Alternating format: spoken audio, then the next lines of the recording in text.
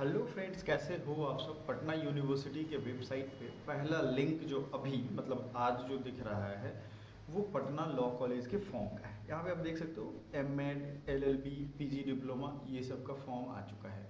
मैं अभी स्क्रीन को फुल स्क्रीन करने वाला हूँ और आपको एक एक स्टेप ही बता दूंगा कैसे आपको फॉर्म भरना है। स्टूडेंट्स ने काफ़ी मेहनत की, मेरे जो पेड ग्रुप के स्टूडेंट्स हैं उनको क्रेडिट जाता है और उन्होंने सारा कुछ भर के एक जगह लिख के और आपके लिए रखा है। बहुत ही बेहतरीन उन्होंने क्रिएट किया है। मास्टर्स ऑफ सोशल वर्क का भी यहाँ एंट्रेंस का फॉर्म इसमें भरा जाएगा, लेकिन लिंक इन्होंने ये दे दिया है। इस पर आप क्लिक करोगे ऐसे खुलेगा।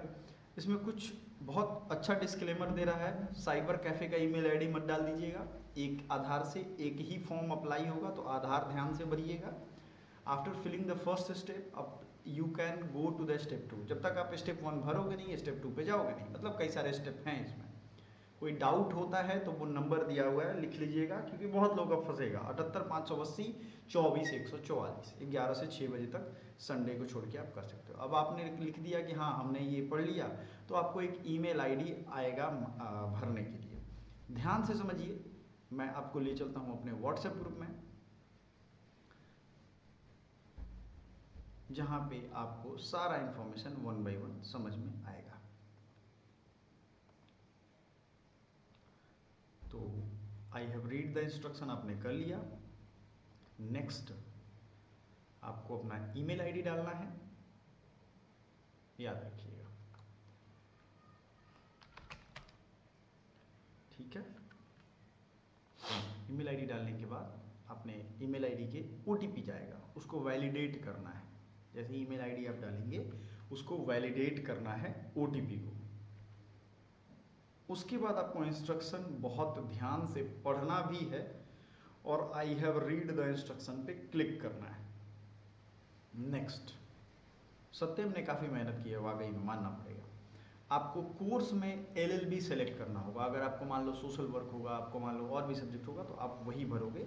लेकिन आपका फिलहाल मैं मान के चलता हूँ एलएलबी है या एलएलएम है, तो एलएलएम डालोगे, क्योंकि जो डालोगे उसी के अकॉर्डिंग आपको भरना है। Full name, date of birth, gender, blood group, Aadhaar number, email ID. अब आप इसमें से बहुत लोग होंगे जिनका ब्लड ग्रुप नहीं पता होगा, तो भैया देख लेना, ब्लड ग्रुप पता होना चाहिए। रेड क्रॉस में जाकर के करवा लो, अच्छा काम है। और आज पहले ही दिन Aadhaar number, blood group, email ID आप जो भी डालना चाहो डाल सकते हो। मोबाइल नंबर आपने डाल दिया। ABC ID ये डिजी लॉकर पे बनेगा। अब ABC ID क्या होता है? Academic bank of credit. चूँकि आप ग्रेजुएट हो चुके हो तब यहाँ पे आए हो, तो आपका ABC ID होना ही चाहिए। अगर नहीं मालूम है कैसे बनाना चाहिए तो आप हमें कमेंट करना, हम जरूर बताएंगे, ठीक है। ये ABC ID आपने भर दिया, नेशनैलिटी भर दिया, रिलीजन भर दिया, मैरिटल स्टेट शादी हो गई है तो भर दीजिएगा, और डोमिसाइल भर दीजिएगा। ये सारा कुछ नंबर वाइज, यानी कि 7 नंबर पे, ये 8 नंबर पे, इस तरह करके सत्यम ने कर दिया। बड़ा अच्छा, मुझे बहुत बढ़िया लगा, काफ़ी बढ़िया सहयोग रहता है, पढ़ते भी अच्छा है।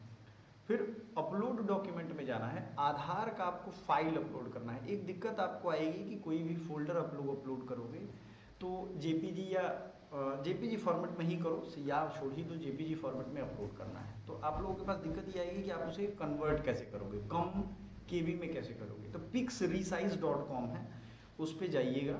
मैंने शायद वीडियो भी एक बनाया हुआ है, उस पर जाकर के आप देख सकते हैं वो कैसे करना है।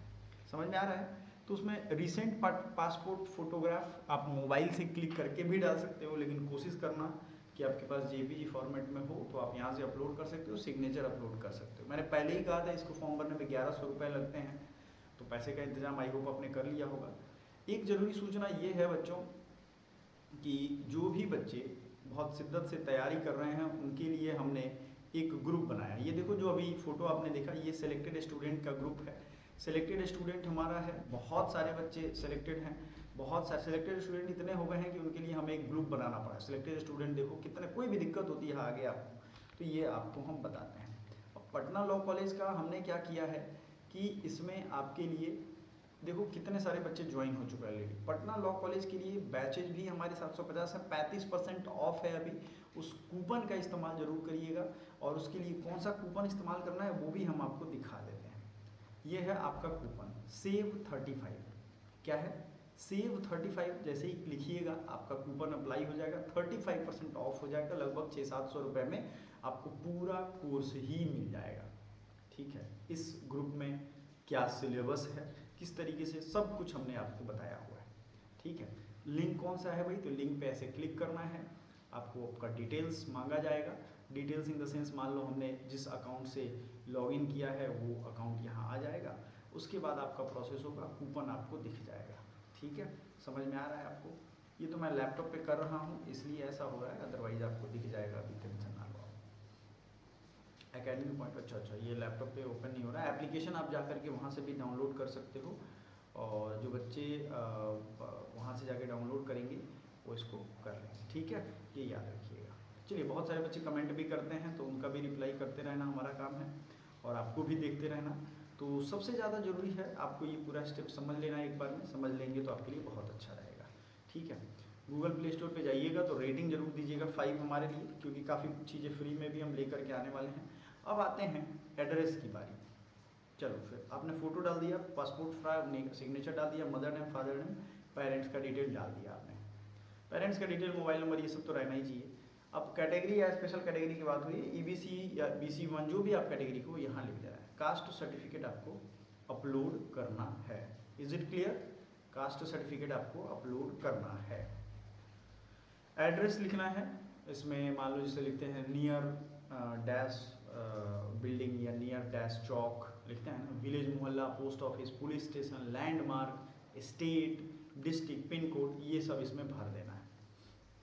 उसके बाद आपका आएगा परमानेंट एड्रेस। अगर सेम है, मान लो आप परमानेंट कॉरेस्पॉन्डेंस दूर होता है, जैसे मान लो कहीं रह के पढ़ रहे हो, वहाँ रहते हो आप, वहाँ चिट्ठी उठी मंगाते हो। बहुत बच्चे घर ही पे मंगाते हैं, बिहार के बच्चों को मैं जानता हूँ, स्टूडेंट्स को, वो घर ही पे मंगाते। जैसे मैं BHU में हॉस्टल में था, तो अब हॉस्टल पे चिट्ठी मंगाता था, क्योंकि मुझे मालूम है कि 3 साल हॉस्टल में यहीं रहना है, तो ये चीज़ सीन है। लेकिन अगर नहीं हो तो दोनों को सेम कर दीजिएगा, ये याद रखिएगा, सेम हो जाएगा। जैसे ही आप भरोगे सब कुछ आ जाएगा। ईयर ऑफ पासिंग, कब आपने पास किया है, स्कूल नेम क्या है, परसेंटेज या CGPA, जो भी आपका परसेंटेज हो ये भर देना है। Registration number, board number, registration year, ये सब भर देना है आपको, कौन सा बोर्ड था ये याद रखिएगा। ठीक है, अब इसमें भी मार्कशीट आपको अपलोड करना है। खतरनाक बात ये है कि फाइनल मार्कशीट आपको अपलोड करना है। अब समझ लीजिए, इसमें प्रोस्पेक्टस अभी इसका कहीं दिख नहीं रहा है। मैं भी पटना लॉ कॉलेज अभी तक नहीं दिख रहा है भाई, मैं पटना लॉ कॉलेज की वेबसाइट पे भी दिखूंगा, घबराने वाली बात नहीं है, वहाँ दिखेगा। तो जनरली इसमें फाइनल जिनका हो जाता है उन्हीं को भरना होता है। नहीं है तो आप जो भी मार्कशीट है, मान लो अपीयरिंग में भर रहे हो तो अपीयरिंग वाला भर दोगे। यहाँ लास्ट वाले नीचे वाले सेक्शन में क्या भरोगे, अपीयरिंग सेक्शन में नीचे वाला भर दोगे। फिर आप देखोगे यहाँ पे यूनिवर्सिटी बोर्ड लिखना है, रजिस्ट्रेशन ईयर, रजिस्ट्रेशन नंबर। अब हर यूनिवर्सिटी में जैसे इनरोलमेंट नंबर, मैं BHU से पढ़ा हूँ तो मेरा इनरोलमेंट नंबर ही रजिस्ट्रेशन नंबर है, तो आपके यहाँ रजिस्ट्रेशन नंबर होगा। रजिस्ट्रेशन होता है, इंटर में होता है, 10th में होता है, उसी तरीके से ग्रेजुएशन में होता है। सब्जेक्ट क्या क्या था लिखिएगा, हिंदी, इंग्लिश, फिजिक्स, जो भी आपका हो, बायोलॉजी,